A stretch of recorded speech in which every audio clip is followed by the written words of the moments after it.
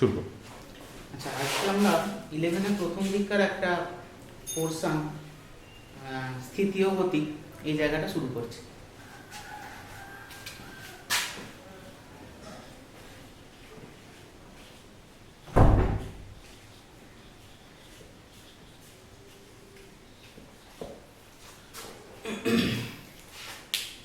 এখন এই জায়গাটা জানতে গেলে আমাদের যে জিনিসগুলো প্রথম জানা দরকার সেটা হলো নির্দেশতন্ত্র।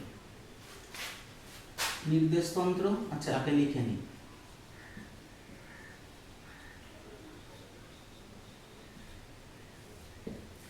এখন নির্দেশতন্ত্র জিনিসটা কি? যার সাপেক্ষে কোনো বস্তুর স্থিতি বা গতির বিচার করা হয়। জিনিসটা কেমন? মনে করা যাক এক ব্যক্তি প্ল্যাটফর্মে দাঁড়িয়ে আছেন এবং আরো দু একজন ব্যক্তি, একাধিক ব্যক্তি মনে করো, যারা ট্রেনের মধ্যে আছে। এবার ট্রেনটা চলতে শুরু করলো। প্ল্যাটফর্মে দাঁড়িয়ে থাকা ব্যক্তি সে কি দেখবে না, ট্রেনের মধ্যে থাকা ব্যক্তিরা সামনের দিকে এগিয়ে যাচ্ছে। অর্থাৎ প্ল্যাটফর্মে দাঁড়িয়ে থাকা ব্যক্তি সাপেক্ষে ট্রেনের ভিতরের লোকজন সামনের দিকে গতিশীল। অর্থাৎ এই জায়গায় কিন্তু প্ল্যাটফর্ম একটা নির্দেশতন্ত্র, যার সাপেক্ষে ওই ব্যক্তিরা, ট্রেনের মধ্যে থাকা ব্যক্তিরা গতিশীল। এবারে ট্রেনের মধ্যে থাকা যে ব্যক্তি, তারা প্ল্যাটফর্মে দাঁড়িয়ে থাকা ব্যক্তিকে কেমন দেখবে না, মনে হবে যেন প্ল্যাটফর্মে দাঁড়িয়ে থাকা ব্যক্তি পিছন দিকে চলে যাচ্ছে। অর্থাৎ ট্রেনের সাপেক্ষে প্ল্যাটফর্মে দাঁড়িয়ে থাকা ব্যক্তি পিছন দিকে গতিশীল। তো এখানে ট্রেনও হলো একটা নির্দেশতন্ত্র। এবারে মনে করো কোনো একটা সময় ট্রেনের দরজা জানালা সব বন্ধ করে দেওয়া হয়েছে, পাশাপাশি দুজন বসে আছে, ট্রেনটা চলছে, কিন্তু সেই অবস্থায় ট্রেনের মধ্যে বসে থাকা ব্যক্তিদ্বয় তারা কি মনে করবে বা দেখবে যেন তারা স্থির আছে, কিন্তু আদতে তারা কিন্তু গতিশীল। তো সেই জায়গায় ট্রেন নির্দেশতন্ত্র সাপেক্ষে তারা কিন্তু স্থির। অথচ ট্রেনের বাইরে কোনো ব্যক্তি বা বস্তু যদি তাদের দেখে, তাহলে তারা কি দেখবে না, তারা দুজন গতিশীল। অর্থাৎ এই যে স্থিতি বা গতি, এই জিনিসটা কোনো কিছুর সাপেক্ষে বিচার করতে হয়। তো যার সাপেক্ষে বিচার করা হচ্ছে সেটাই হলো নির্দেশতন্ত্র। যদি মনে করা যাক আমরা এই ঘরের মধ্যে দাঁড়িয়ে আছি, তা আমরা স্থির বলে মনে হবে। কিন্তু একটু ভেবে দেখো তো, আমরা যেখানে দাঁড়িয়ে আছি, অর্থাৎ পৃথিবীর মধ্যে, পৃথিবী সাপেক্ষে আমরা স্থির, কিন্তু পৃথিবী সূর্যের চারিদিকে প্রায় সেকেন্ডে 30 কিলোমিটার বেগে গতিশীল এবং তার আনিক গতিও আছে। তো সেই সব কিছু বিচার বিবেচনা করলে দেখা যায় পরম স্থিতি বলে কিছু নেই। পৃথিবী সাপেক্ষে আমরা কিন্তু স্থিতিশীল যখন আমরা দাঁড়িয়ে আছি। এখানে কিন্তু পৃথিবী হলো একটা নির্দেশতন্ত্র। এই অবস্থায় নির্দেশতন্ত্রকে আমরা দু ভাগে ভাগ করতে পারি। কি কি? একটি হলো জড়ত্বীয় নির্দেশতন্ত্র এবং অপরটি হলো অজড়ত্বীয় নির্দেশতন্ত্র।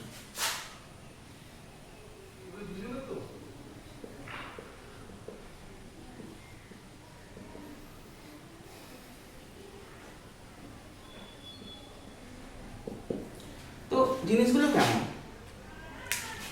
জড়ত্বীয় নির্দেশতন্ত্র হলো স্থির বা সমবেগে গতিশীল কোনো নির্দেশতন্ত্র। যেমন এই যে উদাহরণটা আমি দিলাম, যে প্ল্যাটফর্মের মধ্যে দাঁড়িয়ে থাকা কোনো ব্যক্তি, যখন প্ল্যাটফর্মটা যখন নির্দেশতন্ত্র, আমরা এই সময় পৃথিবীর গতি আমরা অ্যাভয়েড করে নিচ্ছি, স্থির বলেই করে নিচ্ছি। তো প্ল্যাটফর্মে দণ্ডায়মান যে ব্যক্তি, সেই ব্যক্তি যখন প্ল্যাটফর্ম নির্দেশতন্ত্রটাকে ধরা হচ্ছে, তখন কিন্তু সেটা জড়ত্ব নির্দেশতন্ত্রের মধ্যে পড়লো। আবার সমবেগে গতিশীল কোনো নির্দেশতন্ত্র কিন্তু জড়ত্ব নির্দেশতন্ত্রের মধ্যেই পড়ে। মনে করো দুটো স্টেশনের মধ্যবর্তী দূরত্বে ট্রেনটা সমবেগে যাচ্ছে, সেই অবস্থায় ট্রেনটা কিন্তু জড়ত্বীয় নির্দেশ তন্ত্র। তাহলে অজড়ত্বীয় নির্দেশ তন্ত্রটা কি? অজড়ত্বীয় নির্দেশ তন্ত্র হলো সেই নির্দেশ তন্ত্র যে জড়ত্বীয় নির্দেশ তন্ত্র সাপেক্ষে ত্বরণযুক্ত। অর্থাৎ এরকম ভাবা যেতে পারে যে ধরো ট্রেনটা যখন প্ল্যাটফর্ম ছেড়ে বেরিয়ে আসছে, সেই মুহূর্তে ট্রেনের বেগটা বাড়ছে, অর্থাৎ ত্বরণ আছে, সেই মুহূর্তে কিন্তু ট্রেনটা অজড়ত্বীয় নির্দেশ তন্ত্র।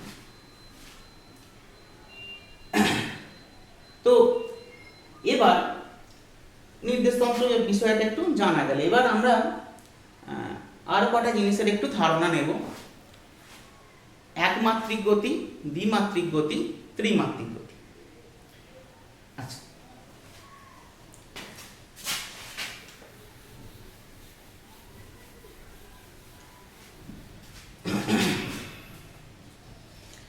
একমাত্রিক গতি বা ওয়ান ডাইমেনশনাল মোশন বুঝতে গেলে আমরা একটা জিনিস ধরে নিই। মনে করো কোনো একটা বিন্দু এই সরলরেখা বরাবর যাওয়া আসা করছে। এখন ভেবে দেখো যে ওই বিন্দুটাকে সে কোন অবস্থায় আছে সেইটাকে আমরা যদি মাপতে চাই যে এই পজিশনে সে আছে, তাহলে আমাদের এই একটা প্রাথমিক মূল বিন্দু ও এখান থেকে সে কত ডিস্টেন্সে আছে সেই ডিস্টেন্সটা বা দূরত্বটা মাপলেই তো বোঝা যেতে পারে।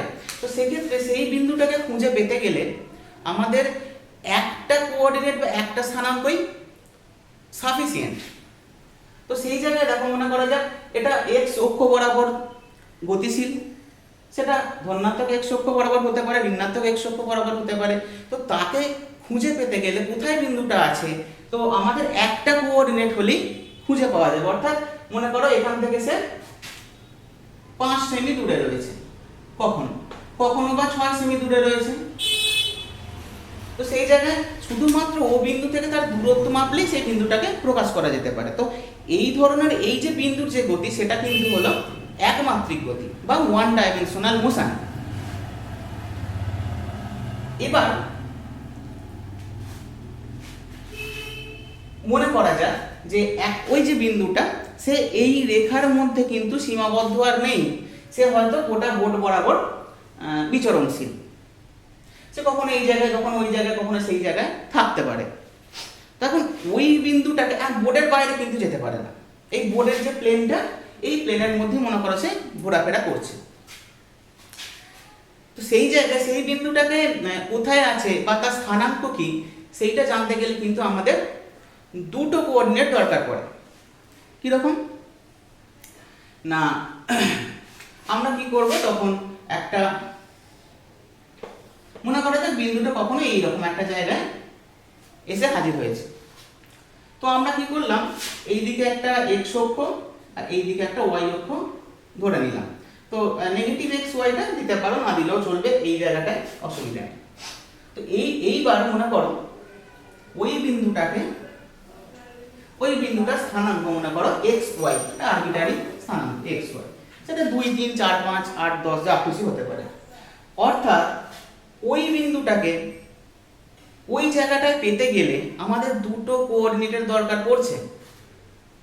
কিরকম, এক্স অক্ষ বরাবর স্মল এক্স দূরত্ব যেতে হবে, তারপর ওয়াই অক্ষ বরাবর স্মল ওয়াই দূরত্ব যেতে হবে, গেলে তবে আমি ওই বিন্দুটাকে কিন্তু খুঁজে পাবো। অর্থাৎ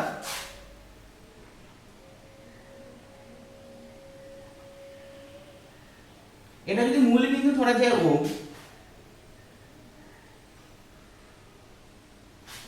তবে এই অংশটা হবে কত না স্মল এক্স, এবং এই অংশটা কত হবে না স্মল ওয়াই। যদি মনে করো এটা 2, 3 বিন্দু হয়, অর্থাৎ তাহলে এক্স অক্ষ বরাবর আমাকে 2 ঘর যেতে হবে, ওয়াই অক্ষ বরাবর 3 ঘর যেতে হবে, তবে আমি ওই বিন্দুটাকে পাবো। তো এই যে বিন্দুর সঞ্চারপথ, এই যে বোর্ডের মধ্যে বা একটা প্লেনের মধ্যে, একে আমরা যেভাবে প্রকাশ করলাম, তো এই বিন্দুর গতিপথটাকে কিন্তু বলা হবে দ্বিমাত্রিক গতি বা 2 ডাইমেনশনাল মোশন। এইবার যদি বলা যায় তাহলে ওয়ান ডাইমেনশনাল একটা ফিগার বা টু ডাইমেনশনাল একটা ফিগার, একটা সরু সুতো মনে করো। এখন যদিও জাস্ট মনে করতে বলছি, ওইভাবে সবসময় পাওয়া যায় না, তো সেটা কিন্তু ওয়ান ডাইমেনশনাল একটা ফিগার ভাবা যেতে পারে। একটা টু ডাইমেনশনাল ফিগার মনে করো একটা বইয়ের পাতা, বা ধরো এই বোর্ডটা একটা প্লেন, একটা হয়তো 1 টাকার কয়েনের ওপর দিকটা, এইগুলো সব টু ডাইমেনশনাল ফিগার আমরা ভাবতে পারি। এইবার তাহলে ত্রিমাত্রিক গতি বা থ্রি ডাইমেনশনাল ফিগার আমরা কিভাবে পেতে পারি? যেটা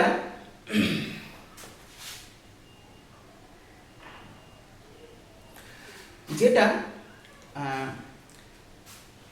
মনে করো একটা বিন্দু এই বোর্ড ছেড়ে বেরিয়ে ঘরের যে কোনো প্রান্তে যেতে পারে, অর্থাৎ এই জায়গা থেকে উঠে এরকম একটা জায়গায় আসতে পারে, ওরকম একটা জায়গায় যেতে পারে, যেদিকে খুশি সে যেতে পারে। তো তাকে প্রকাশ করতে গেলে কিন্তু এখানে যেমন এক্স ওয়াই দুটো স্থানাঙ্কের মাধ্যমে প্রকাশ করে দিতে পেরেছি, সেক্ষেত্রে তার কিন্তু আবার একটা এক্সট্রা স্থানাঙ্ক দরকার পড়বে, সেটা মনে করো জেড। অর্থাৎ আমি যদি ভাবি এইরকম যে এইরকম আমার আঙুলের এই এই এই ডগাটায় মনে করো বিন্দুটা আছে, তাহলে তাকে পেতে গেলে এক্স অক্ষ বরাবর কিছুটা যেতে হবে, তারপর ওয়াই অক্ষ বরাবর কিছুটা যেতে হবে, তারপর আবার জেড অক্ষ বরাবর এলে তবে আমি তাকে পাবো। তাহলে এই যে আঙুলের মাথার উপর যে বিন্দুটা রয়েছে, সেই বিন্দুটার স্থানাঙ্ক কিন্তু আমাকে বলতে হবে তখন এক্স ওয়াই জেড। অর্থাৎ এইখান থেকে কিন্তু এই ডিসটেন্সটা আমার এই যে পেনে করে যে ডিসটেন্সটা আমি দেখাচ্ছি, এই ডিসটেন্সটা কিন্তু প্রয়োজন পড়বে।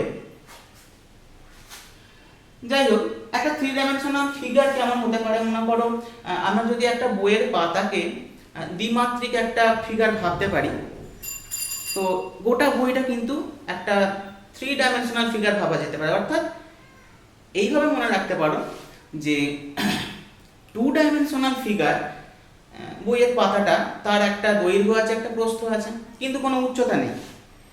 কিন্তু গোটা বইটা যদি আমি দেখতে চাই তাহলে তার দৈর্ঘ্য, প্রস্থ, উচ্চতা তিনটেই আছে। তো সেই কারণে কিন্তু সেটা থ্রি ডাইমেনশনাল একটা ফিগার হয়ে গেল। বা মনে করো আমি যেমন একটা টাকার কয়েনের একটা সারফেসের কথা বললাম, তো সেই জায়গায় একটা ফুটবলকে আমরা কিন্তু থ্রি ডাইমেনশনাল একটা ফিগার ভাবতে পারি। এবার বিষয়টা হলো যে ও বিন্দু থেকে এই বিন্দুটা মনে করো সেটা পি বিন্দু, তার স্থানাঙ্ক এক্স ওয়াই। তাহলে ও থেকে ওপি দূরত্বটা যদি আর হয়ে যায়, তাহলে আমরা এইখান থেকে কি দেখতে পাই?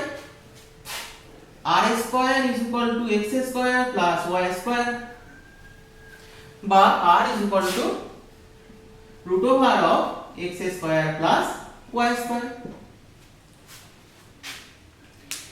এবার যদি ফিগারটা থ্রি ডাইমেনশনাল হয় বা বিন্দুটা থ্রি ডাইমেনশনাল মোশন নিয়ে গতিশীল মনে করো, তো সেই জায়গায় কিন্তু আমাদের আরেকটা স্থানাঙ্ক লাগছে, পয়েন্টটা যদি পেনের ডগায় এই জায়গাটায়, তখন আমাদের এই যে এখানে যেমন আর দূরত্বটা বের করলাম, সেক্ষেত্রে এই মূল বিন্দু থেকে আমাদের এই দূরত্বটা বের করতে হবে।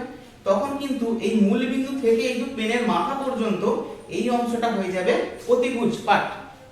অর্থাৎ এই অংশটা স্কয়ার সমান কি হবে না, আর স্কয়ার প্লাস জেড স্কয়ার। দেখো ও বিন্দু থেকে পেনের ডগাটা এই জায়গাটা মনে করো r1, তাহলে r1 এর স্কয়ার সমান কি হবে, লম্ব স্কয়ার, লম্ব মানে এই জেড অক্ষটা জেড স্কয়ার প্লাস কত না আর স্কয়ার। ঠিক আছে, তো সেক্ষেত্রে r1 এর স্কয়ার কি পাচ্ছি না, আর স্কয়ার প্লাস জেড স্কয়ার। তো এই জায়গায় আমি যদি আর স্কয়ারের এই মানটা বসিয়ে দিই, কি দাঁড়াবে, x square plus y square, আর এখানে জেড স্কয়ারটা আছে বসে গেল। তাহলে সেক্ষেত্রে r1 কত পাবো না, root over of x square plus y square plus z square. অর্থাৎ এইভাবে মনে রাখতে পারো, যখন একটা বিন্দু তিনটে স্থানাঙ্ক আছে এক্স ওয়াই জেড, তখন মূল বিন্দু থেকে তার দূরত্বটা আমরা করব x square plus y square plus z square. যদি এক্স ওয়াই জেড এর মধ্যে জেড পার্টটা না থাকে, অর্থাৎ একটা বিন্দু একটা প্লেনের মধ্যে গতিশীল হয়, সেক্ষেত্রে তার মূল বিন্দু থেকে তার দূরত্বটা বা আর যে ভেক্টরটা বা ডিসটেন্সটা পাচ্ছি সেটা কিন্তু হয়ে যাবে r = x square plus y square. অর্থাৎ এখানে একটা z স্কয়ার পার্টটা প্রথমটায় নেই, পরেরটায় থাকবে। যাই হোক, তো এই যে এই জিনিসটা যেটা আমি বললাম, এটা কিন্তু দ্বিমাত্রিক নির্দেশতন্ত্র। আর যখন x square plus y square, আর যখন r1 যেটা করলাম x square plus y square plus z square, এটা কিন্তু হয়ে গেল ত্রিমাত্রিক নির্দেশতন্ত্র। তো এটাকে কার্টেসীয় নির্দেশতন্ত্রও বলা হয়। এইবার আমি আরেকটা নির্দেশতন্ত্রের কথা বলবো, যেটাকে বলা হবে পোলার নির্দেশতন্ত্র। সেই জিনিসটা কেমন?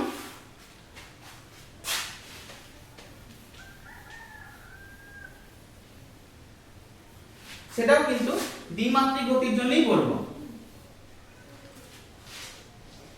তো সেক্ষেত্রে আমাদের এই x এবং y এইভাবে স্থানাঙ্কের সাহায্যে বিন্দুটাকে প্রকাশ করব না। কিভাবে করব না, মূল বিন্দু থেকে তার দূরত্ব অর্থাৎ r এবং ধনাত্মক x অক্ষের সঙ্গে ওই যে r যে লাইনটা গেছে সেটা কতটা কোণ করেছে। অর্থাৎ মনে করো এই p বিন্দুটার কথা যদি বলি, মূল বিন্দু থেকে তার দূরত্ব হলো r এবং ধনাত্মক x অক্ষের সঙ্গে তার কোণ হলো থিটা। তবে p বিন্দু স্থানাঙ্ক আমরা এইভাবে বলবো r থিটা। দেখো, যদি শুধুমাত্র r দিতাম তাহলে কিন্তু একই ডিসটেন্সে অন্যান্য বিন্দু পেয়ে যেতে পারতাম। অর্থাৎ এইটা যদি মনে করো 5 সেমি হয়, তাহলে আমি তো এই জায়গা থেকে এখানে 5 সেমি নিতে পারতাম, বা এই যে 5 সেমি নিতে পারতাম। তো সেই জায়গায় কিন্তু নিলে ওই বিন্দুটাকে ওই জায়গায় পাবো না। তো ওই জায়গায় পেতে গেলে দেখো আরো একটা কোঅর্ডিনেট দরকার পড়ছে এখানে, যেমন যেটা থিটা। তো সেই যে থিটা, এটা মনে করো 30 ডিগ্রি। এবার যদি অন্য আর একটা বিন্দু হয়ে যায়, সেটা মনে করো আর যেমন এখানে 5 সেমি, থিটা মনে করো 30 ডিগ্রি। সেখানে হয়তো বললো যে আরটা 5 সেমি কিন্তু থিটাটা হয়তো 60 ডিগ্রি, তাহলে সেই জায়গায় বিন্দুটা আরেকটা অ্যাঙ্গেল বেশি করে এই জায়গায় পাবো। বা যদি আরটা চেঞ্জ হয়ে 6 সেমি হয়ে যায়, থিটাটা চেঞ্জ হয়ে 45 ডিগ্রি হয়ে যায়, তো সেই জায়গায় কিন্তু আমরা সেই অনুযায়ী সেই বিন্দুগুলোকে পেয়ে যেতে পারি। এক্ষেত্রেও এই দুটো স্থানাঙ্কেরই দরকার পড়ে, একটা হচ্ছে r আর একটা হলো থিটা।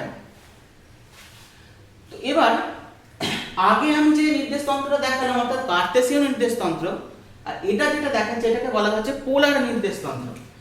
পোলার।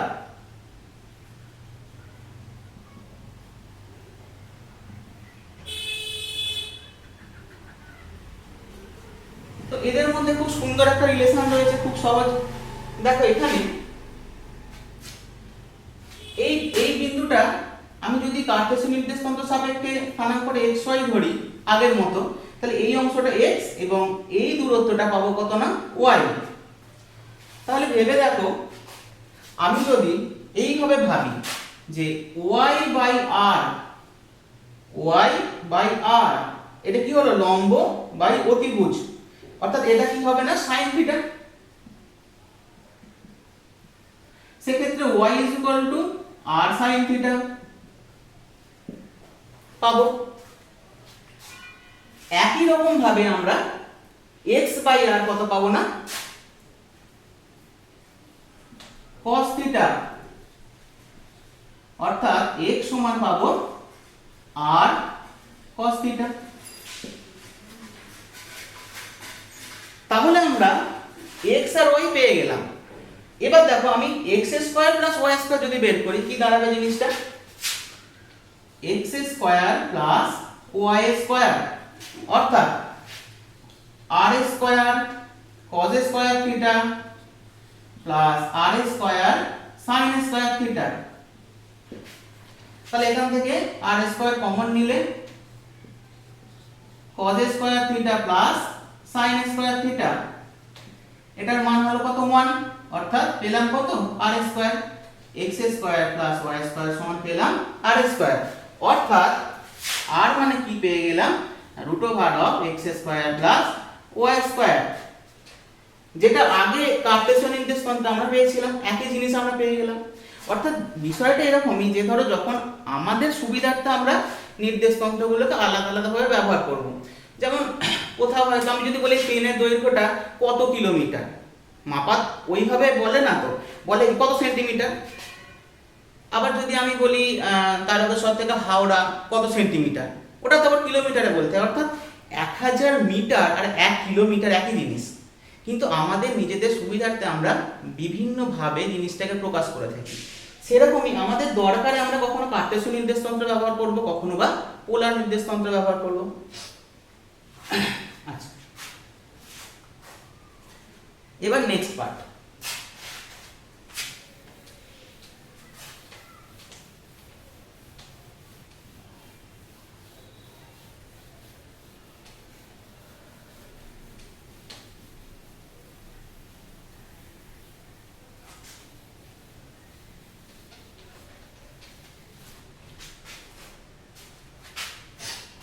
আচ্ছা, এবার ছোট ছোট কয়েকটা বিষয় একটু মনে করিয়ে দিচ্ছি, কারণ এগুলো ওই ক্লাস 9-এ বা 10-এ হয়তো শিখেছো, তবু একবার খেয়াল করিয়ে দিই। একটা হলো সরণ, একটা হলো দূরত্ব, একটা দ্রুতি, একটা বেগ, ত্বরণ, মন্দন। এখন সরণ আর দূরত্ব, এটার তফাৎটা কি মনে করো? একটা বস্তু এ থেকে বি বিন্দুতে গেল, এরকম একটা এইভাবে চলে গেল রাস্তা, তাহলে মনে করো এ থেকে বি বিন্দু এই বাঁকা ভাবে রাস্তাটা দিয়ে ওর যেতে হয়তো দেখা গেল ও 5 কিলোমিটার গেছে। তাহলে ওই যে 5 কিলোমিটার, অর্থাৎ এ থেকে এই রাস্তা বরাবর বি, সেইটা হলো তার দূরত্ব। কিন্তু যদি আমি এ আর বি এর মধ্যে মিনিমাম ডিস্টেন্স বা শর্টেস্ট ডিস্টেন্সটা আমি বার করতে পারি, অর্থাৎ এই যে স্ট্রেট লাইনটা, এটা মনে করো 3 কিলোমিটার, তো সেই 3 কিলোমিটার হবে তার সরণ। অর্থাৎ প্রাথমিক এবং অন্তিম বিন্দুর মধ্যে সংযোগকারী যে রেখা, সেই রেখার যে দূরত্ব, সেটাই হলো সরণ। এবার কোন রকম ভাবে একটা বস্তু এইখান থেকে শুরু করে আবার সেই জায়গায় এসে শেষ করলো, মনে করো সেটা বৃত্তাকার পথে, তো সেই জায়গায় কিন্তু তার দূরত্বটা হবে কত? ব্যাসার্ধ যদি r হয়ে যায়, এর দূরত্বটা কত হবে না 2πr, বৃত্তের পরিধি। কিন্তু সরণটা দেখো শূন্য হচ্ছে, তার কারণ কি? প্রাথমিক এবং অন্তিম বিন্দুর মধ্যে কোনো রকম দূরত্ব আর নেই, গ্যাপ নেই। এইবার সরণ ও দূরত্ব, এ থেকেই আমরা বেগ ও দ্রুতি পাবো। দ্রুতি কি না, দূরত্বের হারকে দ্রুতি বলে। অর্থাৎ দ্রুতি মানে মনে রাখবে দূরত্ব ডিভাইডেড বাই সময়, টাইম। অর্থাৎ এইভাবে লিখছি আমি জিনিসটাকে, d/t। তাহলে বেগ কি? বেগ হলো সরণের হারকে বেগ বলে। অর্থাৎ সরণ বাই সময়, এটা হলো বেগ। এটাকে আমি এইভাবে লিখছি, মনে করো s/t। সরণ হলো s, সময় t। এই যে দ্রুতি, এটাকে বলা স্পিড। বেগ এটা হলো ভেলোসিটি। তো আমরা ধরো গাড়ি নিয়ে যাচ্ছি কোথাও কোনো একটা রাস্তা দিয়ে, সেক্ষেত্রে আমরা কিন্তু যদি রাস্তাটা একদম স্ট্রেট লাইন বরাবর রাস্তাটা না যায়, রাস্তাটা সাধারণত আঁকা বাঁকা একটু হয়েই থাকে, তো সেই জায়গায় আমরা কিন্তু স্পিড মেজার করতে পারি গাড়ির যে মিটারটা আছে তাতে।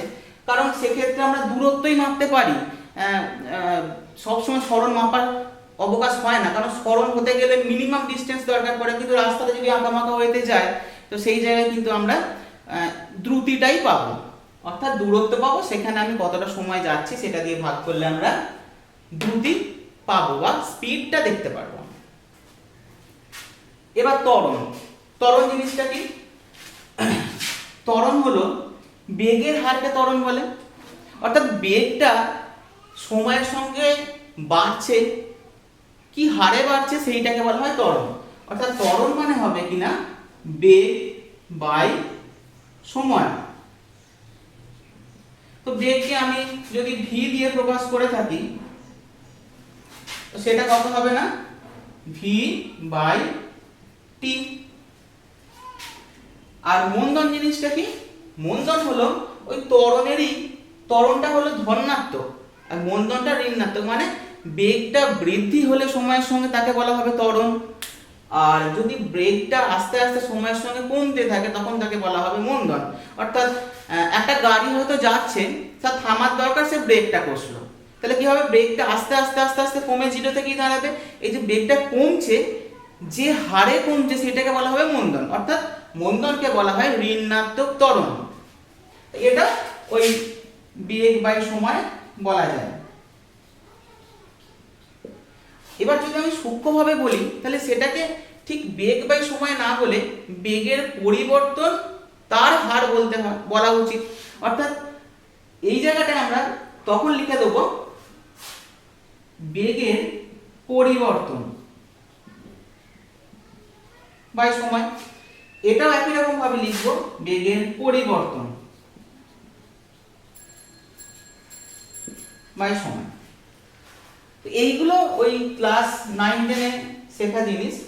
এবার এই জায়গায় যে জিনিসগুলো আমরা একটু আলাদাভাবে শিখব সেটা হলো তাৎক্ষণিক বেগ, তাৎক্ষণিক ত্বরণ, এই জিনিসগুলো।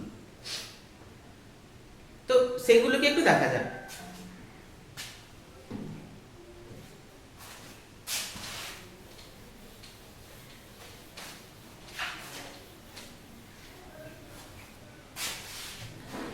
দেখো সবসময় আমরা যে একটা রাস্তা কভার করছি, তো আমাদের রাস্তাটা আঁকা বাঁকা থাকতে পারে, আমরা একই রকম ভাবে গাড়িটাকে চালাতে পারি না, বা কখনো জোরে যায়, কখনো বা জ্যামে আসতে চলছে, কখনো বাম্পারে আসতে চলছে। তো সেই কারণে কি করা হয়, কোনো একটা মুহূর্তে তার বেগটাকে বের করার দরকার হয়ে পড়ে। তো কোনো একটা মুহূর্তে কোনো পদার্থের বা বস্তুর বা ব্যক্তির বেগ, সেটা কি বলা হবে কিনা তাৎক্ষণিক বেগ। মনে করো এই রাস্তা বরাবর কোনো একটা বস্তু যাচ্ছে, একটা গাড়ি যাচ্ছে মনে করো, তো এই বিন্দুতে তার যে বেগ তার একটা মান থাকবে, মনে করো 30 কিমি/আওয়ার গতিবেগ নিয়ে সে যাচ্ছে। বেগ যেহেতু একটা ভেক্টর রাশি, অর্থাৎ বেগের মানের সাথে সাথে কিন্তু একটা দিকও থাকে। তো সেই জায়গায় এই বিন্দুটায়, অর্থাৎ মনে করো এটা এই বিন্দু, বেগের দিক কোন দিকটা হবে না, এই যে রাস্তার যে কার্ভটা তার স্পর্শক বরাবর, অর্থাৎ এই দিক বরাবর, এটা হলো তার বেগের দিক। আবার মনে করো এটা দুই বিন্দু, তো ওই জায়গায় বেগের দিক কোনটা হবে, স্পর্শক বরাবর, মানে মনে করো এই দিকটা। ঠিক একই রকম ভাবে যখন এইখানে চলে গেছে তাহলে তার বেগের দিক হবে এই দিকটা। তো এই সমস্ত জিনিসগুলো থাকার জন্য, অর্থাৎ বেগের মানটা যেমন পরিবর্তনশীল, দিকটাও পরিবর্তনশীল হয়ে যাচ্ছে। তো সেই জায়গায় কি করা হয় না, ক্ষুদ্র সময় অর্থাৎ কোনো একটা মুহূর্তে তার বেগটা বের করা দরকার হয়ে পড়ে। তো সেটাকে কিভাবে আমরা লিখতে পারি, তোমরা দেখলে যে বেগ ভি মানে হলো সরণের হার s/t। আচ্ছা, তো এবার এই জায়গাটা যদি আমি তাৎক্ষণিক বেগ চিন্তা করি, অর্থাৎ কি করা হবে না, কোনো একটা ক্ষুদ্র সময়ে ক্ষুদ্র সরণটা দেখব। অর্থাৎ মনে করো খুব একটা ক্ষুদ্র সরণ এই অংশটা এ বিন্দু থেকে অল্প একটু দূরত্ব গেছে, তাহলে ক্ষুদ্র সরণ হওয়ার জন্য আচ্ছা, তো বেগ মানে সরণের হার। তো সেই জায়গায় আমি যদি কোনো একটা মুহূর্তে কোনো একটা বিন্দুর তাৎক্ষণিক বেগ বের করতে চাই, তাহলে আমার ওই ক্ষুদ্র একটা সরণ নেব, অর্থাৎ ক্ষুদ্র সরণের জন্য কিন্তু আমাদের সময়টাও ক্ষুদ্রই লাগবে। অর্থাৎ ক্ষুদ্র সরণকে ডেল্টা দিয়ে প্রকাশ করা হয়, অর্থাৎ এস এর আগে আমি একটা ডেল্টা লাগিয়ে দেবো, এবং ঠিক একই রকম ভাবে টি এর আগেও একটা ডেল্টা লাগিয়ে দেবো, কারণ ক্ষুদ্র সরণ হতে গেলে ক্ষুদ্র সময়ই লাগে, বা ক্ষুদ্র সময়ে ক্ষুদ্র সরণই হয়, ডেল্টা টি হলো। তো আমাদের এতেও ঠিক পোষাচ্ছে না, আমাদের আরো ক্ষুদ্র করতে হবে। তো কি করে করা যায়, যদি আমরা সময়টাকে আরো ক্ষুদ্র করে দিতে পারি। তাহলে একই রকম ভাবে সরণটাও আরো ক্ষুদ্র হয়ে যাবে, সময় ক্ষুদ্র হওয়া মানে সরণ আরো ক্ষুদ্র হবে। তো সেইটাকে আমরা কিভাবে লিখব না, limit delta T tends to 0, অর্থাৎ দেখো এটার অর্থ হলো টাইমের যে লিমিটটা অর্থাৎ অবকাশটা, সেটাকে আমরা ক্ষুদ্র করতে করতে এতটাই ক্ষুদ্র করলাম যে প্রায় জিরোর কাছে পৌঁছে গেলাম। জিরো হলে কিন্তু হবে না, অর্থাৎ জিরোর একদম কাছে পৌঁছে গেলাম, মানে অনেকটা ক্ষুদ্র করে দিলাম, তার ফলে সরণটা আরো ক্ষুদ্র হয়ে গেল। অর্থাৎ আমরা একদম পার্টিকুলার একটা প্রায় পয়েন্টে বেগটাকে আমরা পেতে চলেছি। তো এইটাকে বলা হয় কিন্তু তাৎক্ষণিক বেগ। মনে করো এটা লিখলাম আমি ভি আই, এই গোটা রাশিটাকে আবার লেখা যায় ডিএস ডিটি।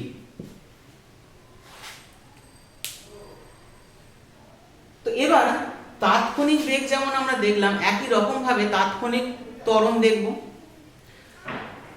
একই জিনিস, ত্বরণ মানে কি, বেগের পরিবর্তনের হার, অর্থাৎ ত্বরণ এ আই লিখলাম, এটা তাৎক্ষণিক ইনস্ট্যান্টেনিয়াস। সেই জায়গায় তাহলে কি করব না, ত্বরণ মানে কি এইভাবে ভাবো, বেগ, বেগের পরিবর্তন মনে করো ভি বাই টাইম টি। তো এটাকে আমি আবার আরো ক্ষুদ্র করার জন্য ডেল্টা লাগিয়ে দিলাম আগের মতোই, ডেল্টা ভি বাই ডেল্টা টি করে দিলাম। তো ডেল্টা টিকে আমরা আরো ক্ষুদ্র করব যাতে করে ডেল্টা ভি এর পার্টটা আরো ক্ষুদ্র হয়ে যায়। তো সেই জায়গায় limit delta T tends to 0, তার ফলে যেটা পেলাম এর মতোই ডিভি ডিটি। এই জিনিস যেটা পেয়ে গেলাম সেটাকে বলা হবে কিনা তাৎক্ষণিক ত্বরণ।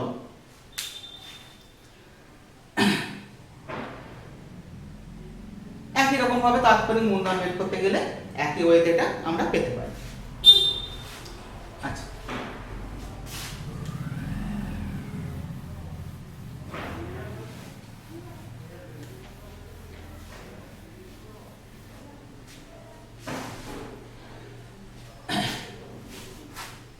এবার আমি একটা সমীকরণ লিখব। মনে করো যে কোনো একটা সমীকরণ আমি লিখছি, 3y minus 2x is equal to 5 মনে করো। তো এটাকে আমি কিভাবে সাজাতে পারি, y is equal to ওদিকে 2x টা গেলে 2x, আচ্ছা 3y একবারে রাখি, 2x plus 5, তাহলে y is equal to কি দাঁড়াচ্ছে, তিনটা ভাগ হয়ে যাবে, 2/3x plus 5/3।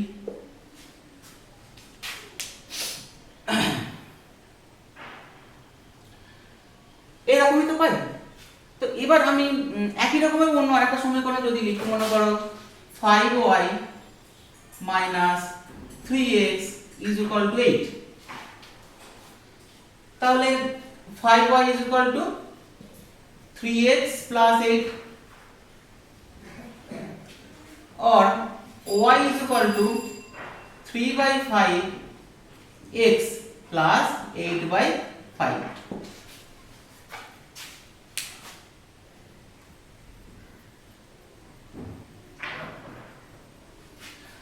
এখন এই দুটো সমীকরণ খেয়াল করে দেখো যে এখানে y আর x পার্টটা যে জায়গায় আছে, এখানে y আর x পার্টটা একই জায়গায় আছে, কিন্তু x এর যে সহগ সেটা এখানে 2 এর 3, ওখানে কিন্তু 3 এর 5। আবার এই অংশটা বাদ দিয়ে শেষ অংশ যেটা পাচ্ছি সেটা এখানে 5 এর 3, ওখানে 8 এর 5। তো দেখো আমি একটা সমীকরণের ফর্ম আমি লিখছি, যেটা হলো y is equal to mx plus c। এই যে আকারটা, এটাকে বলা হয় সরলরেখার সমীকরণের সাধারণ আকার, অর্থাৎ যে কোনো সরলরেখাকে কিন্তু আমরা এই আকারের মাধ্যমে প্রকাশ করতে পারি। যেমন ধরো এইখানেতে এই m এর মান কত, দেখো এখানে mx, m এর মান হলো এখানে 2/3, অর্থাৎ এই সমীকরণের জন্য যদি আমি লিখি m এর মান কত হচ্ছে না 2/3, আর c এর মান কত হচ্ছে না 5/3। তাহলে দেখো তো এই সমীকরণটা একই রকম ভাবে যদি তুলনা করি y mx c এর সাথে, সেক্ষেত্রে এই সমীকরণের জন্য m এর মানটা আসবে কত 3/5, আর c এর মানটা আসবে কত 8/5। তো দেখো m এবং c এইগুলোর বিভিন্ন রকম মানের জন্য কিন্তু আমরা বিভিন্ন রকম সমীকরণ পাচ্ছি, কিন্তু প্রত্যেকটাই সরলরেখা সমীকরণ। অর্থাৎ এই আকারের যে কোনো সমীকরণ হবে সরলরেখা সমীকরণ, যেটা ওই সরলরেখার গ্রাফ করার সময় তোমরা ক্লাস 10-এ সম্ভবত দেখেছো। তো এইবার আমি যদি সরলরেখার সমীকরণ পেয়ে যাই তাহলে সরলরেখাটাকে আমি আঁকতে পারবো। মনে করো একটা যে কোনো সরলরেখা y mx c, সেই সরলরেখাটা আমি যদি আঁকি, মনে করো সরলরেখাটা এরকম, এদিকে অসীম দূরত্ব এদিকে অসীম দূরত্ব, আমি জাস্ট ওই অংশটুকুই নিলাম। তো মনে রাখবে এইটা যদি x অক্ষ হয়, এটা যদি y অক্ষ হয়, তাহলে এটাকে আমি সেপারেট করার জন্য এই অংশটা টানলাম। এটা যদি y অক্ষ হয়ে থাকে, c এর মানটা মনে রাখবে y অক্ষের ছেদিত অংশ, অর্থাৎ y অক্ষটাকে যে জায়গাটায় সে ছেদ করলো মূল বিন্দু থেকে সেই দূরত্বটা হলো c। অর্থাৎ মূল বিন্দু যদি o হয়, ছেদ করে সেই বিন্দুতে, এটা মনে করো p বিন্দু, তাহলে OP অংশটা হলো c এর মান। অর্থাৎ এই সমীকরণটার জন্য c এর মান পাবো কত 5/3, আর এই সমীকরণটার জন্য c এর মান পাবো কত 8/5। অর্থাৎ স্ট্রেট লাইনগুলো দেখতে আলাদা হবে, মানে ধরো কোনোটা এখান দিয়ে ছেদ করছে কোনোটা এখান দিয়ে ছেদ করছে, কিন্তু স্ট্রেট লাইন হবে। এখন যদি মনে করো c পার্টটা 0 হয়ে গেল, অর্থাৎ c এর মান নেই, না থাকলে কি হবে বলো তো, এই অংশটা থাকবে না। তাহলে সেক্ষেত্রে কিন্তু সরলরেখাটা দেখো মূল বিন্দু থেকে শুরু হবে বা মূল বিন্দুগামী হবে।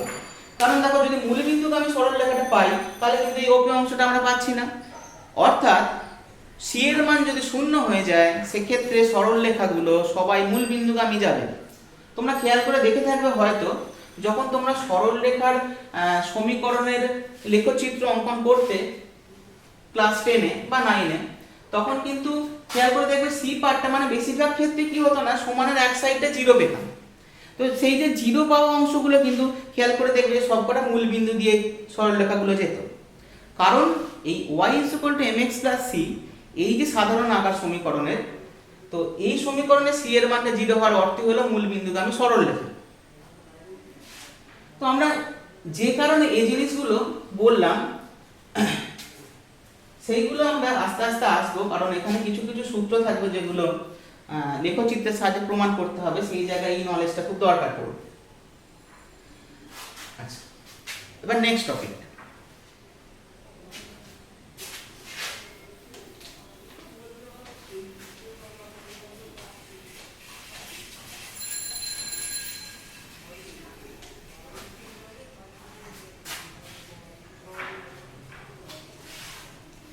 মনে করো একটা কণা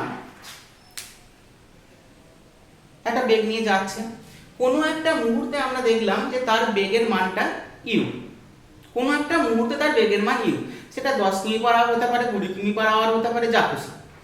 তো সেই জায়গা থেকে আমরা শুরু করলাম ধরতে, এবং কণাটার বেগটা কিন্তু আস্তে আস্তে সে বাড়াচ্ছে।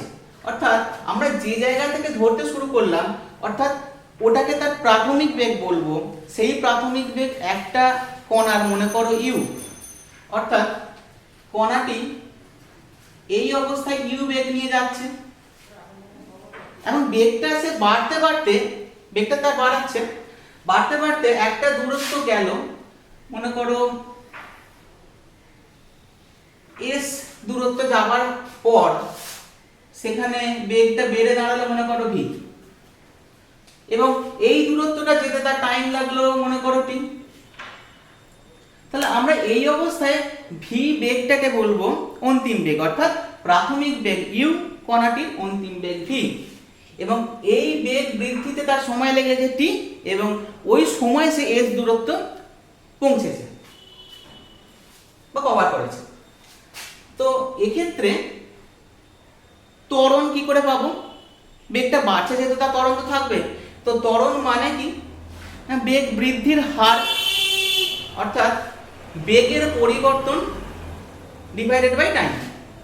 তাহলে দেখো বেগের পরিবর্তন মানে অন্তিম বেগ মাইনাস প্রাথমিক বেগ কতটা বেড়েছে এই মুভিতে পাবো v minus u divided by t. এটাই হলো কিনা ত্বরণ। ত্বরণকে এ দিয়ে প্রকাশ করা হয়, অ্যাক্সেলারেশন। তাহলে দেখো এটাকে যদি আমি একটু সাজাই কি পাবো? V minus u is equal to a into t, বা ভি ইজ ইকুয়াল টু পাচ্ছি কত না ইউ প্লাস এটি। এটা হলো প্রাথমিক বেগ, অন্তিম বেগ, ত্বরণ এবং সময়ের মধ্যেকার একটা রিলেশন পেয়ে গেলাম। এই রিলেশনটা কিন্তু মনে রাখতে হবে যে v is equal to u plus at. এখন যদি ঠিক উল্টোটা হতো, মানে ধরো বেগটা বৃদ্ধি না পেয়ে ধরো কমতো, তাহলে সেটা ত্বরণ নয় মন্দন হতো। মন্দন মানে ঋণাত্মক ত্বরণ। তো শুধুমাত্র আমরা ত্বরণটাকে ঋণাত্মক করে দিলি, এখানে সমীকরণটা পাল্টে গিয়ে কি দাঁড়িয়ে যাবে না v is equal to u plus a, সেটা মাইনাস এ হয়ে যাবে, ত্বরণটা যেহেতু ঋণাত্মক। পেয়ে যাবো কত না মাইনাস এটি। একই রকম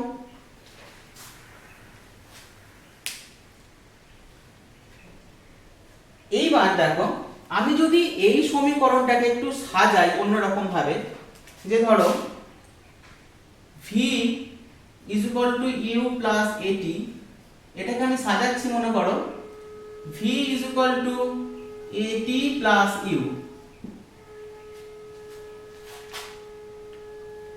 সাজালাম। এইটাকে আমি ওই যে আগে y is equal to mx plus c সরলরেখা যে সমীকরণটা পেলাম তার সঙ্গে একটু তুলনা করে দেখি। তাহলে আমি ওই সমীকরণটা লিখছি y is equal to mx plus c। এখন একটা বিষয় ভেবে দেখো যে আমরা ওই যে কোঅর্ডিনেটটা নিয়েছিলাম xy, সেটাকে আমরা কিন্তু এই জায়গায় আমরা t এবং v বরাবর প্রকাশ করব। মানে আমরা যেখানে x অক্ষটা নিয়েছিলাম সেই জায়গায় আমরা x এর জায়গায় কি নিচ্ছি নেব আমরা সময় অক্ষটা t অক্ষটা। তাহলে দেখো x এর জায়গায় নিচ্ছি কত না t, অর্থাৎ এই বরাবর আমি লিখব সময় x অক্ষ বরাবর। আর একই রকম ভাবে y এর জায়গায় কি প্লট করব না বেগটা, তাহলে y অক্ষ বরাবর কি নেব না বেগ। যদি নি তাহলে খেয়াল করো তো এই জায়গাটাও কিন্তু এটা একটা সরলরেখা সমীকরণে আসছে, কারণ আকারটা এর মতোই। যখন আমরা কোঅর্ডিনেটগুলোকে x y এর বদলে আমি t আর v কোঅর্ডিনেটে কনভার্ট করে দিয়েছি, তাহলে সেই সমীকরণটা কেমন আসবে না তাহলে লেখচিত্রটা এরকম মনে করো। এই যদি লেখচিত্রটা হয় দেখো, তাহলে আমি কি বলেছিলাম না y অক্ষে ছেদিত অংশ, এখানে y অক্ষ মানে বেগ অক্ষ, তার যে ছেদিত অংশ সেটা c পার্টটাকে বোঝায়। এই জায়গাটায় দেখো এই সমীকরণটার জন্য c পার্টটা কত না u, কারণ c এর ইকুইভ্যালেন্ট এখানে u, অর্থাৎ এই অংশটা হয়ে যাবে কিন্তু u হলো। এবার তাহলে মনে করো t সময় এই পর্যন্ত মনে করো t সময়, t সময়ে বেগ অক্ষটা কত দূর পাবো না এই পর্যন্ত পেলাম। তাহলে সেই জায়গাটায় কিন্তু আমরা এটাকে বলে দেব v, কারণ t সময় পর সে v বেগ প্রাপ্ত হয়েছে। তাহলে আমরা যদি এইভাবে ভাবতে পারি, যদি এরকম একটা সরল রেখা টেনে দিই সময় অক্ষের সাথে সমান্তরাল, আচ্ছা এটা একটু হেলে গেছে, আমি এটাকে একটু ঠিক করছি। তো দেখো এই অংশটা যদি ইউ হয় এই অংশটাও ইউ হবে, এই অংশটাও ইউই হবে, বাকি অংশটা কিন্তু আমরা ইউ প্লাস এটি। তাহলে ভি মানে কি ইউ প্লাস এটি, তাহলে যদি এই অংশটা ইউ হয় বাকি অংশটা আমরা এটি বলতে পারি। গোটাটা কত হলো ইউ প্লাস এটি, মানে হলো এই অংশটা হলো ভি।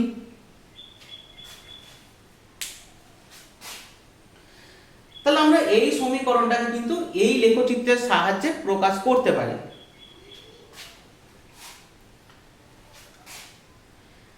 এবার আমরা একটা ফর্মুলা শিখে নেব অবকলন। শুধুমাত্র যতটুকু দরকার ততটুকু আমরা দেখি।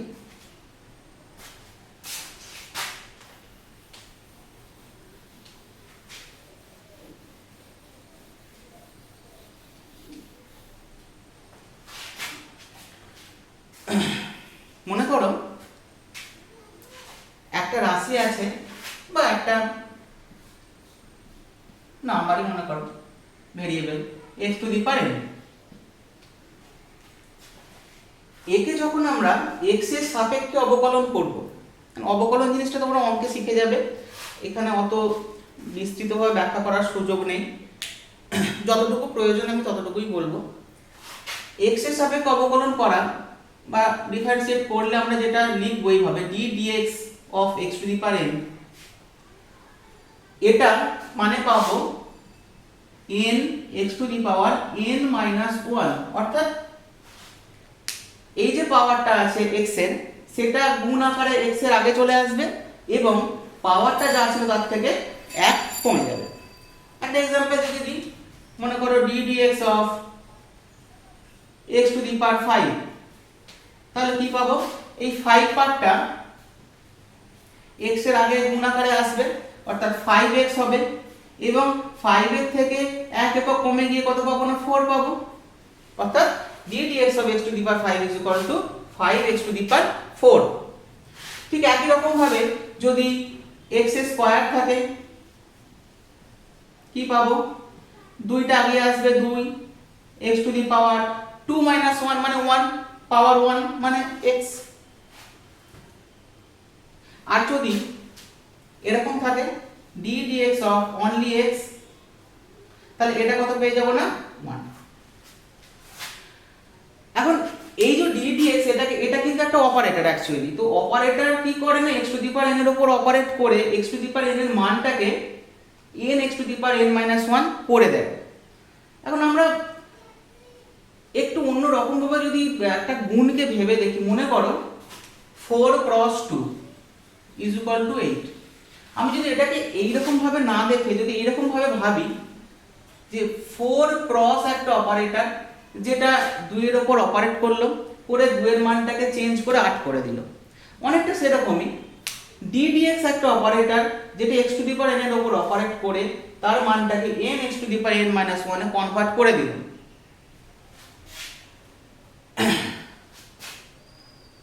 আচ্ছা, তো এই ফর্মুলাটা একটু মাথায় রাখতে হবে। পাশাপাশি আমি সমাকলনের আরেকটা ফর্মুলা বলবো যেটা এখানে লাগে। ফর্মুলা তো অনেক আছে, এখানে যেটা লাগবে আপাতত ঠিক একই রকম। মনে করো সমাকলন মানে ইন্টিগ্রেশন মানে একটা যোগের একটা আলাদা ফর্ম, যাই হোক সেগুলো ক্লাস 12 এ শিখে যাবে অঙ্কে।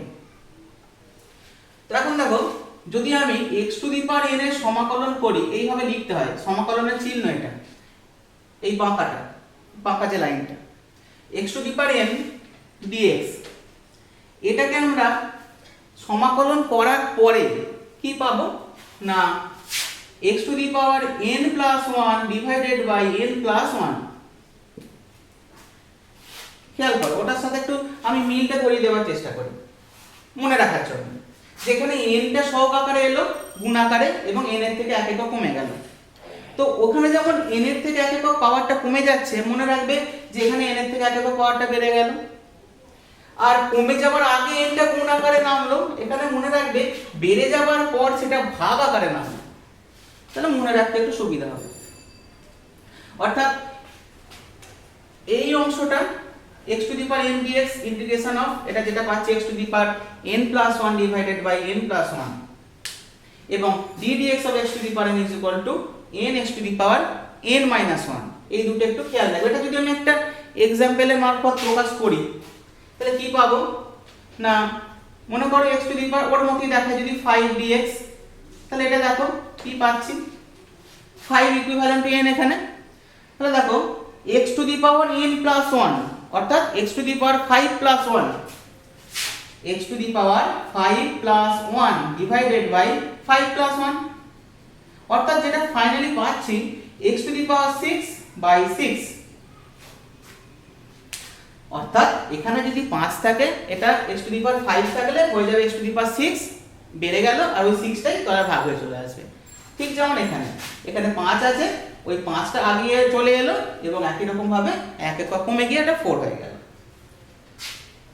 তো এই দুটো জায়গা কিন্তু খেয়াল করে রাখবে কারণ এইগুলো অনেক জায়গায় প্রয়োজন হবে এই চ্যাপ্টারটা পড়তে গেলে। তো এইগুলো যে অংশ আলোচনা করা হয় সেটাকে বলা হয় কলন বিদ্যা বা ক্যালকুলাস। তো বইতে হয়তো পাবে যে কলন বিদ্যার সাহায্যে প্রমাণ করো কিছু কিছু জিনিস। তো এই মোটামুটি ভাবে এই দুটো সূত্র দিয়ে হয়ে যাবে। হ্যাঁ, আর একটা কথা বলার যে একটা ইন্টিগ্রেশন বা সমাকলন করার পর সব সময় কিন্তু একটা সমাকলন ধ্রুবক আছে, সেই ধ্রুবকটার মানটা কিছু কন্ডিশন পুট করে বের করতে হয়। আস্তে আস্তে আমরা দেখতে পাবো।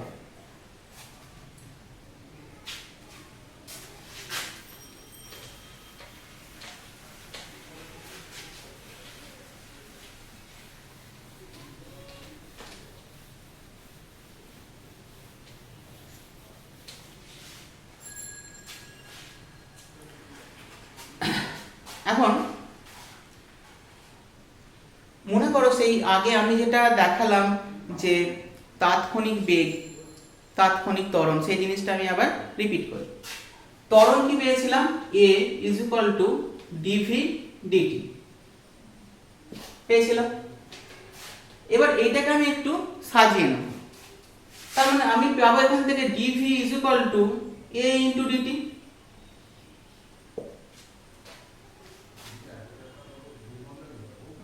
এখন এই যে d এবার আমি করলাম কি অ্যাকচুয়ালি দেখো v আমি যদি এইভাবে ভাবতে পারি যে ইন্টিগ্রেশন করে দেওয়া মানে ক্ষুদ্র ক্ষুদ্র অংশগুলো যোগ করে দেবো, তাহলে যদি যোগ করে দিই তাহলে টোটাল vটা পাবো। তো সেই জায়গায় আমরা পরের লাইনে যদি ইন্টিগ্রেশন করি integration of dv is equal two integration of a dt। এই জায়গায় dv এর ইন্টিগ্রেশন করে দিলে আমরা যেটা পাবো সেটা হলো v, অর্থাৎ ক্ষুদ্র ক্ষুদ্র dv গুলোকে যোগ করে আমরা vটা পেয়ে যাচ্ছি। আর a এখানে কিন্তু মনে রাখতে হবে সমতরণ। এখন সমতরণ মানে কিন্তু এর মানটা এখানে কনস্ট্যান্ট। কনস্ট্যান্ট রাশি ইন্টিগ্রেশন যখন আমরা করব তার কোনো একটা ভেরিয়েবলের সাথে যখন কনস্ট্যান্ট একটা গুণ আকারে থাকে তখন সেই কনস্ট্যান্ট পার্টটা ইন্টিগ্রেশনের বাইরে চলে আসে। অর্থাৎ এখানে যেটা পাবো এটা ইন্টিগ্রেশন সাইনের বাইরে চলে এলো, ইন্টিগ্রেশন অফ dt। তো আমি এটাকে dvটাকে আগে রেখে দিই, একবারে করব দেখতে ভালো লাগবে। তো সেই জায়গায় এবারে আমি ইন্টিগ্রেশনটা যদি করে দিই তাহলে ইন্টিগ্রেশন অফ dv পাবো কি v is equal two a। একই রকম ভাবে dt এর ইন্টিগ্রেশন পেয়ে যাব, ক্ষুদ্র ক্ষুদ্র dt অংশগুলোকে যোগ করলে মোট টাইমটা পেয়ে যাব। যদি আমরা এইভাবে ভাবি তাহলে এর ইন্টিগ্রেশনটা হয়ে যাবে a ইনটু t। আচ্ছা, এইবার আমি প্রথমে বলেছিলাম ইন্টিগ্রেশন বা সমাকলন করার পরে একটা সমাকলন ধ্রুবক দিতে হয়।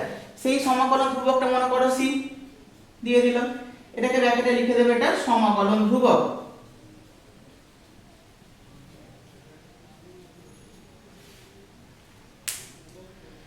এখন সমাকলন ধ্রুবকটার মান কত আসবে সেটা কিন্তু আমরা বিভিন্ন রকম কন্ডিশন পুট করে পেয়ে যাব। খুব সহজ, দেখো কন্ডিশনটা আমি যদি বসাই যে at t is equal to 0 মানে শুরুতে, মানে যখন আমরা কাউন্টিং শুরু করছি, তাহলে দেখো শুরু মানে প্রাথমিক বেগ আসবে, কারণ শুরুতে বেগ ছিল u, t সময় পর বেগ হয়েছে v। অর্থাৎ t এর মান যদি আমি 0 পুট করে দিই তাহলে v এর মান কত পাবো না u, কারণ v তখন হয়ে যাবে প্রাথমিক বেগ, শুরুতে বেগ। তাহলে at t is equal to 0 v is equal to u। এই হলো আমাদের কন্ডিশন। এইটা আমরা এই ইকুয়েশনে বসিয়ে c এর মান বের করব, দেখা যাক। তাহলে দেখো t জিরো বসাবো, ভিটাকে আমি ইউ বসাবো, অর্থাৎ এখানে ভি এর জায়গায় আমি ইউ বসিয়ে দিলাম, ইজ ইকুয়াল টু টিটা শূন্য যদি হয় তাহলে এই পার্টটা হয়ে গেল জিরো আর ওটা রয়ে গেল সি, অর্থাৎ কি না সি এর মান কি পেয়ে গেলাম না ইউ। এইবার এখানে সি এর মানটাকে পুট করে দাও, তাহলে কি আসবে দেখো, v is equal to at plus c এর মান হলো ইউ, অর্থাৎ সাজিয়ে নিলে v is equal to u plus at. দেখো সমীকরণটা আবার কলন বিদ্যার সাহায্যে প্রমাণ হয়ে গেল।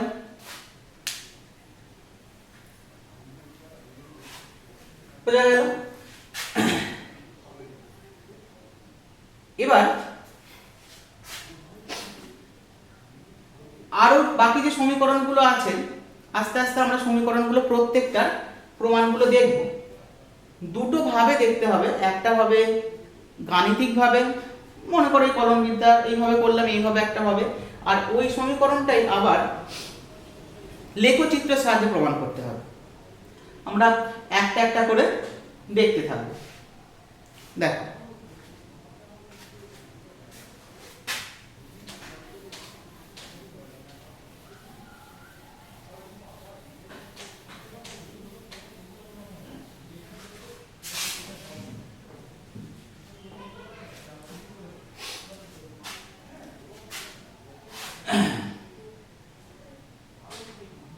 নেক্সট যে সমীকরণটা আমি আসবো, এগুলো তোমরা দেখেছো আগে ক্লাস 9-10 সমীকরণগুলো।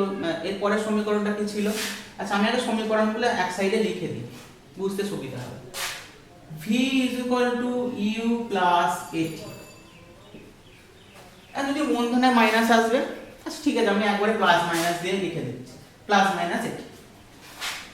নেক্সট যেটা আসবে সেটা s is equal to ut plus minus একবারে দিয়ে দিলাম হাফ a t স্কয়ার।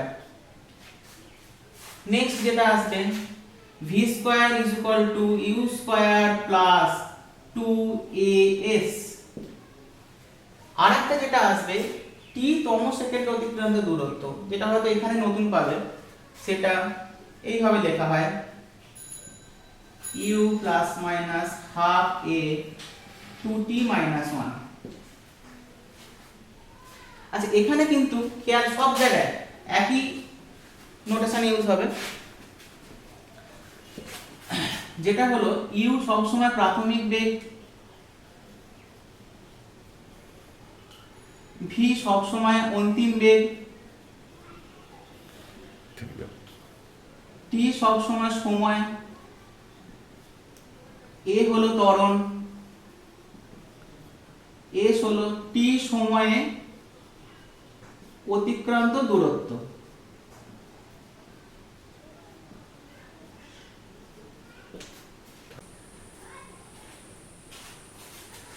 আচ্ছা তো আজকে আমরা এই পর্যন্তই আলোচনা করলাম, পরের ক্লাসে আমরা বাকি সূত্রগুলো প্রমাণ করব এবং আরো যে জিনিসগুলো আছে আস্তে আস্তে আলোচনা করব।